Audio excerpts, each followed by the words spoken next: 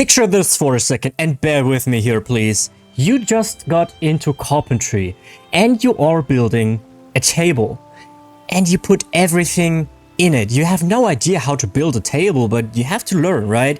You get the legs of the table right, you get the surface right, you grind it down with sandpaper and all that stuff, and eventually at some point, finally, you have a table, and then, alright, and then, Table 2.0 releases. And it's superior in every single regard. It's better for the environment, it has more longevity, it is sturdier, it looks better, it has more prestige, whatever. Everything is superior. How would you feel about your first table? Wouldn't feel all too well, would it now? Hi, welcome to this video, guys. This is Casual Lamer, and today we are talking about the things or the features from ESO that I miss in World of Warcraft. And if that analogy was a bit odd, trust me, it's all coming together, alright? So bear with me and let's jump into number one. Let's talk about redundancy. Yeah, you heard me, redundancy. What a complicated word for what I'm about to tell you is. Let's have a look at how the progression system works in World of Warcraft in comparison to ESO. You might have heard about vertical progression, so up, and horizontal progression, so that's more like a flat line, kind of, sort of, almost. So let's have a look at my gear right now. This is not like, it's endgame gear, right? But it's not like the best you can get. It's, since I don't raid or play a Mythic Plus, it's not entirely the best you can get, but it's still endgame gear. So let's have a look here. This is item level 645, item level 639, 658, 649, and you can upgrade these with crests. All right. And these crests here, weathered undermine crest card, that's also like a lot of currency, but we get to that later. These crests are used to upgrade your gear. So that sounds kind of neat-ish, and I guess it is, I agree. However, the thing is with World of Warcraft is that whenever a new patch drops, then all of these will become redundant and will get replaced with different crests, and also your gear gets replaced as well. And now we can build that bridge towards my intro with the table, because what I'm trying to get at is you are grinding your ass off to get better gear only for it to become entirely redundant. And I'm not like talking there's better stuff out there, but this one is still usable. No, it isn't. All right. Once a new patch drops, your entire gear becomes obsolete. And this is obviously completely different when we switch over to ESO. If we have a look over to ESO, you grind out your gear. There are different sets within the game that have been established in 2014, 2015 that are still relevant to this day. So you can essentially farm whatever set and you can be competitive somewhat. And it is up to you what you would like to do in terms of sets and gear. And that's what I'm trying to get at, is the redundancy that World of Warcraft has so much is almost, and I'm saying almost because there are obviously exceptions to this rule, right, is almost non-existent. Because let's get to another example, not just because of gear, but also let's talk about professions. Let's talk about professions, and let's have a look in World of Warcraft how profession system works there. So, in World of Warcraft, there was a massive overhaul for the professions in Dragonflight, which was 2020, and you have this specialization cap, where you have to grind knowledge points in order to get better at certain things, or in order to be able to craft something to begin with.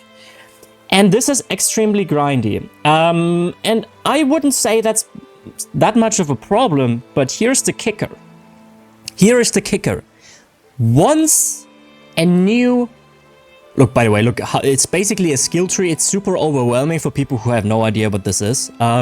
Once a new expansion drops, all of this, everything that I put into this, which is a lot of time, I mean, not that much, honestly, because as you can see, it's not that far progressed. Still, there's like 20 hours or so in this, will become obsolete.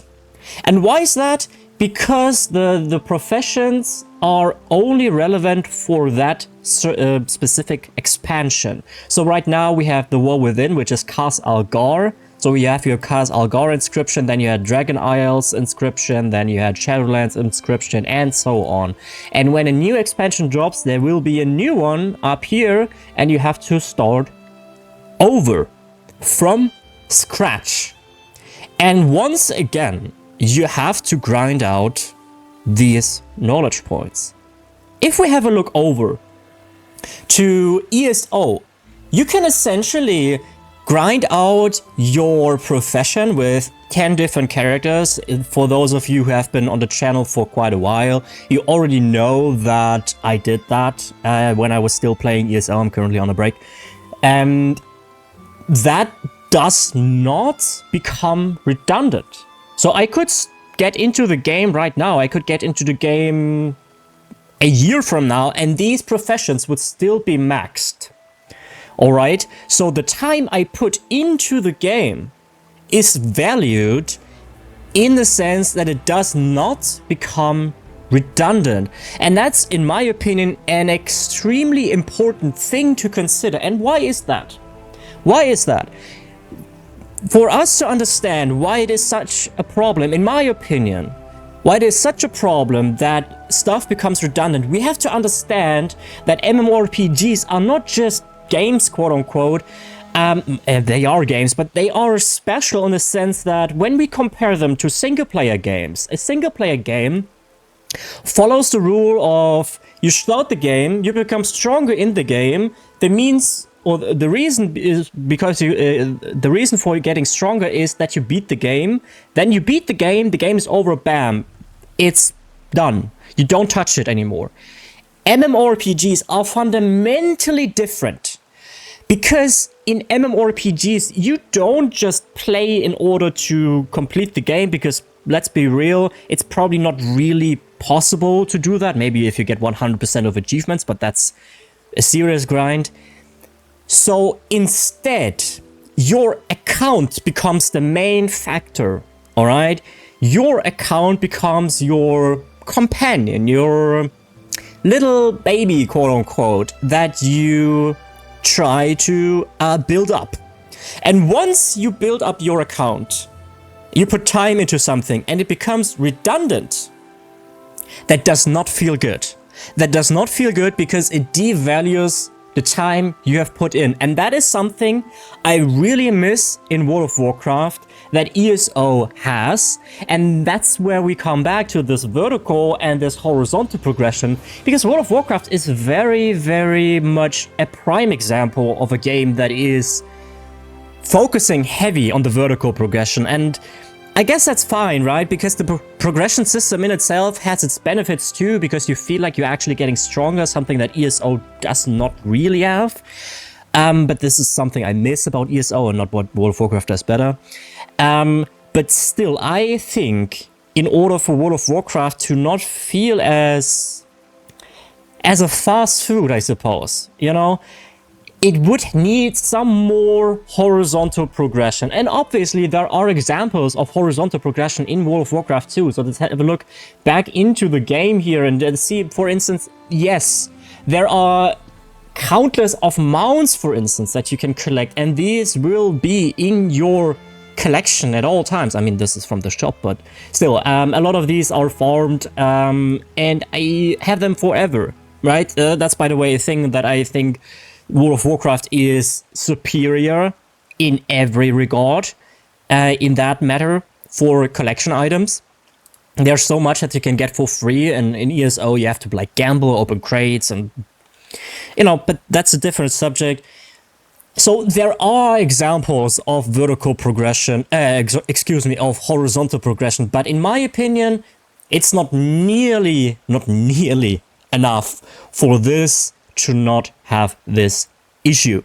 Here we are in Uldum, Uldum is a zone in World of Warcraft, evidently, that has been part of the Cataclysm expansion.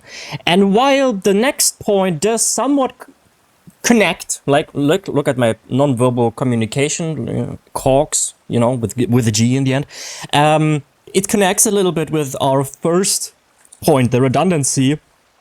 But Uldum was a zone I personally enjoyed a lot. This was in 2010.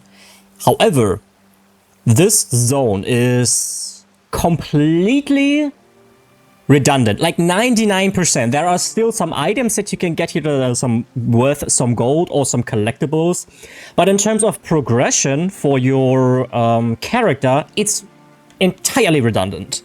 And it's in my opinion, it's a huge shame, because when we have a look over at ESO, then we can see you can essentially go into every zone that you would like to go, and there is some sort of thing that you can do there that could progress you. You get XP in every zone.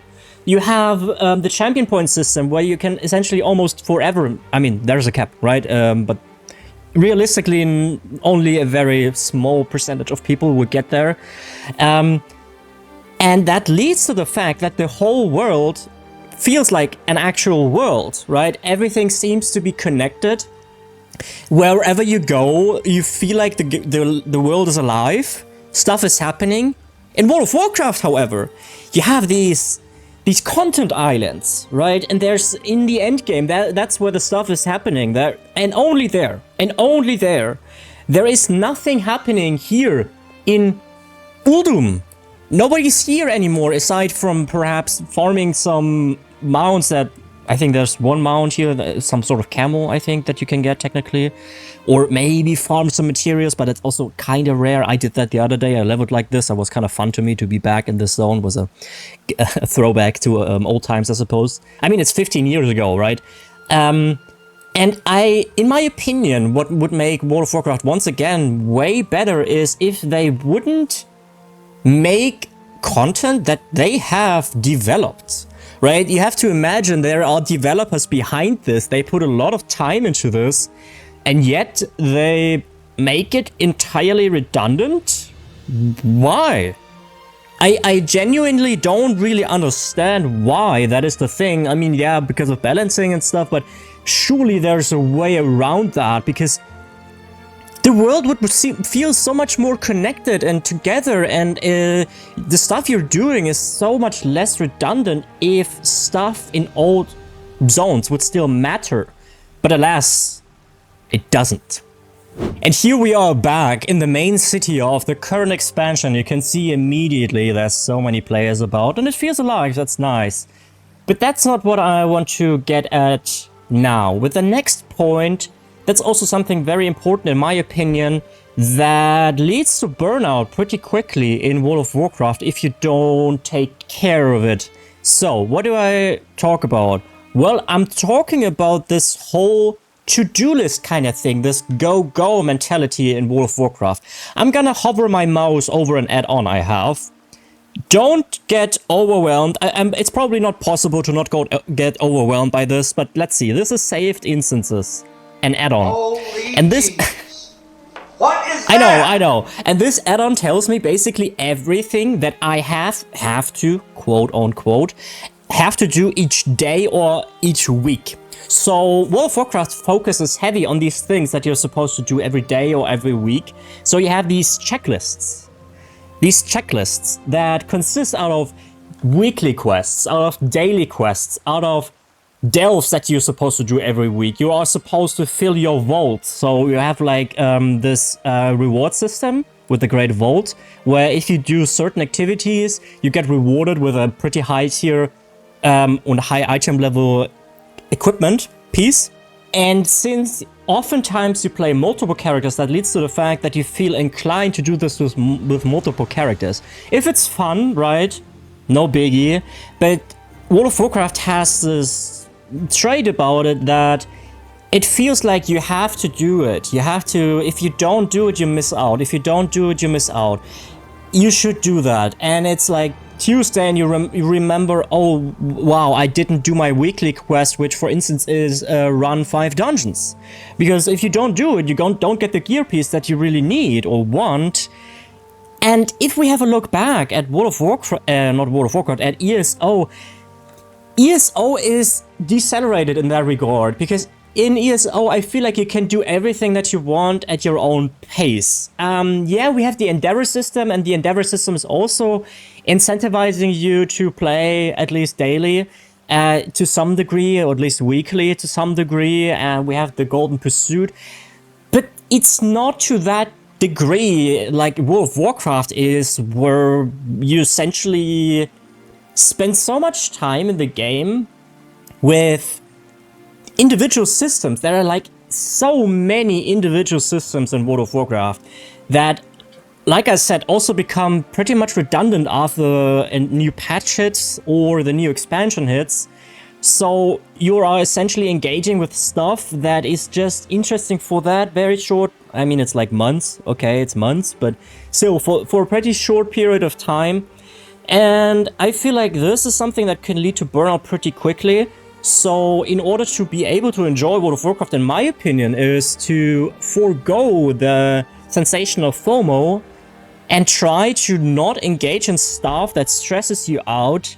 And I feel like ESO doesn't really have it. It does, don't get me wrong, the daily login rewards, I guess you could argue for that, is kind of a FOMO. And the Crown Store is a prime example for extreme FOMO, and that is a terrible system in my opinion, but we don't get there right now. But on a gameplay perspective, if we take out the store, ESO doesn't really have this. Correct me if I'm wrong, maybe you see it differently, then put it down in the comments, alright? And as a last point, I would like to go back here for a second, because if you remember at the beginning of the video, I showed you these currency tab. And holy shit, alright? You have to understand that I played World of Warcraft for 5,000 hours before coming back. And I didn't play it for 3 years. And now it's like 5 weeks since I'm playing again. And these currencies that you're seeing here, these are just from the current expansion, and there will be more.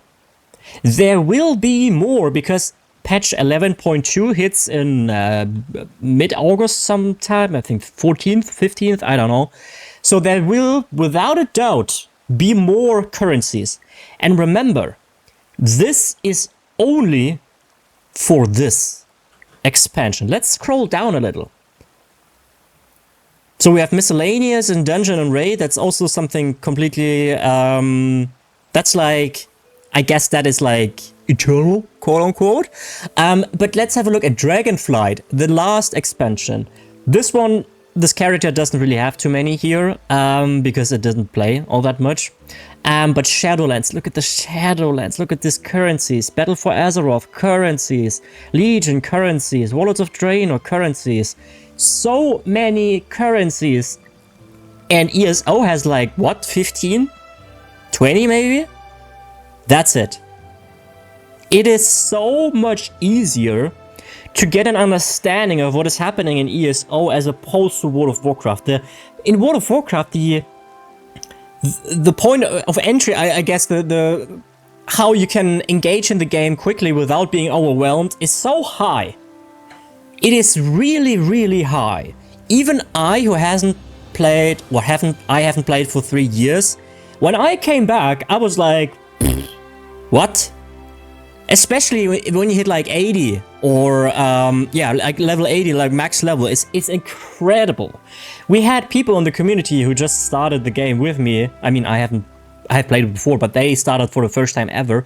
Their head was smoking. And ESO is complicated as is, alright? But World of Warcraft is like that on crack. It's crazy. It's super hard as a new player to get into this game. ESO does it way better, in my opinion.